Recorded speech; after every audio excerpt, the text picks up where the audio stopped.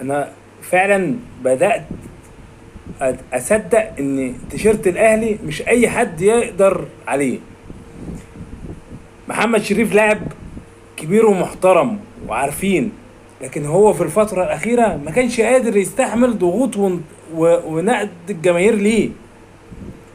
لأن يعني النهارده جاب جون مع فرقته، ده استلم الكورة وخد المدافع في ظهره ولف بالمدافع وعدل ودخل وعدل تاني وحطها في الجون.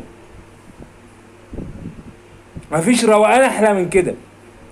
هل هو ما كانش بيوصل للجون عندنا بالطريقه السهله دي؟ كان بيوصل لاسهل من كده. ما تفهمش عندنا كان في ايه. هو ضغوط، هي ضغوط.